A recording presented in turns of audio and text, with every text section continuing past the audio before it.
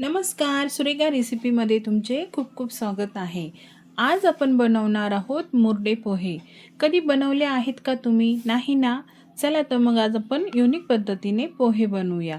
Friends, तुम्हाला पण कांदे पोहे, दडपे पोहे, दही पोहे खाऊन कंटाळा आला असेल तर आपण मुरडे पोहे बनवूया। वेळ वाया न घालवता या रेसिपीला सुरुवात करते।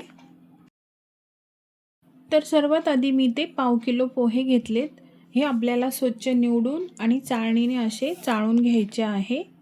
हे मुरडे पोहे म्हणजे दडपे पोहे आणि कांदे पोहे यामधलाच एक प्रकार आहे, फक्त बनवण्याची पद्धत वेगळी आहे। आता गॅसवरती कढई ठेवायची। कढई गरम झाली की त्यामध्ये पोहे घालायचे आणि 2 ते 3 मिनिटं हे आपल्याला मस्त भाजून घ्यायचे आहे। तेल वगैरे यामध्ये काही घालायचं नाही। गॅसची फ्लेम कमी ठेवायची। तर हे पोहे मी 3 ते 4 मिनिटं मस्त भाजून घेतले। आता गॅस आपण बंद करूया। हे पोहे आपल्याला ताटामध्ये काढून घ्यायचे आहे। या रेसिपीसाठी तुम्ही तुमच्या आवडीचे पोहे घेऊ शकता। जाड, पातळ तुम्हाला जे आवडत असतील ते पोहे तुम्ही घेऊ शकता। या पोह्यांमध्ये घालण्यासाठी एक फोडणी आता आपण तयार करून घेऊ। त्यासाठी पुन्हा गॅसवरती कढई ठेवायची आणि 4 चमचे आपल्याला यामध्ये तेल घालायचे।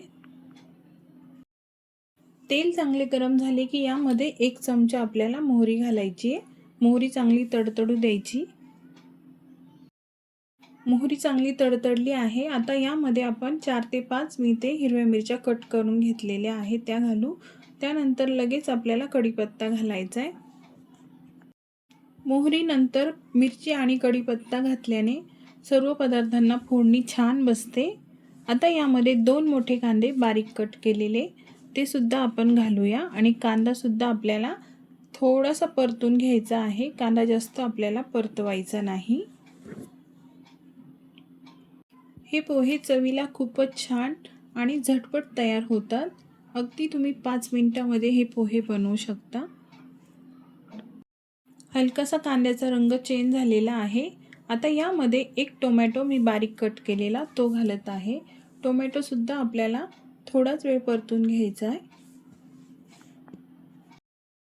हे सर्व साहित्य छान परतून झाल्यावरती इथे मी अर्धी वाटी खोबऱ्याचा कीस यामध्ये घालत आहे। तुमच्याकडे ओले खोबरे असेल तर खूपच चांगले। माझ्याकडे नाही आहे म्हणून मी हे ड्राय खोबरे घेतले आहे। हे सुद्धा आपल्याला 1 मिनिटभर छान याच्यामध्ये परतून घ्यायचं आहे। हे तुम्हाला दडपे पोहे वाटतील, कांदे पोहे वाटतील, पण हे दोन्हीही नाही आहे, वेगळेच आहे। नक्की ट्राय करा। खोबरं सुद्धा मस्त परतून झालंय। आता याच्यामध्ये अर्धा चमचा हळद घालायची।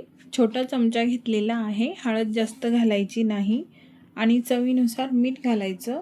त्यासोबत अर्धा चमचा साखर घालू आणि हे सुद्धा चांगलं आपल्याला परतून घ्यायचं आहे। हे सर्व साहित्य हे सारखेच असते, पण बनवण्याची पद्धत वेगळी असते आणि पद्धत बदलली की पदार्थ बनवायला मजा येते।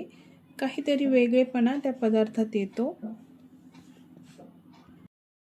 फोडणी मस्त खमंग अशी परतून झाली आहे। आता आपण गॅस बंद करूया।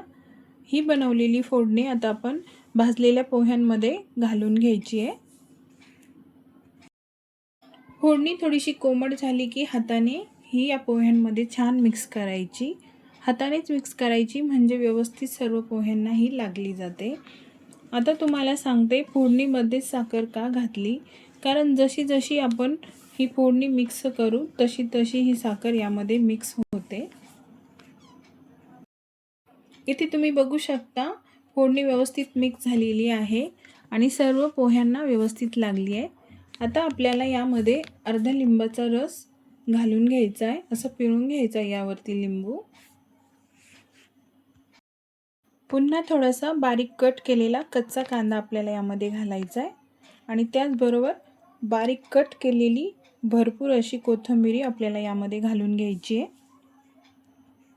आणि पुन्हा थोडीशी किसलेली खोबरे पण आपण यावरती घालणार आहोत आणि हे सर्व आता आपल्याला छान असं मिक्स करून घ्यायचं आहे। पुन्हा मुरडे पोहे म्हटले की लिंबू आणि कोथिंबीर भरपूर घालायची, त्याची चव अतिशय मस्त लागते या पोह्यांमध्ये आणि खायला पण मजा येते।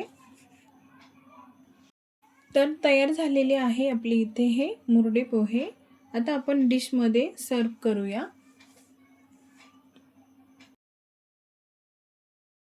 तर फ्रेंड्स, कशी वाटली आजची ही रेसिपी? आहे ना वेगळा प्रकार पोह्यांचा? तर एकदा नक्की ट्राय करा। रेसिपी आवडली तर कमेंटमध्ये नक्की सांगा। तुमच्या मित्रमैत्रिणींना शेअर करा, लाईक करा, सबस्क्राईब करा, सोबतच बेल आयकॉनला क्लिक करा, म्हणजे माझ्या सर्व रेसिपीज तुम्हाला बघायला मिळतील। पुन्हा भेटू पुढच्या रेसिपीमध्ये। तोपर्यंत मस्त खा आणि मस्त रहा।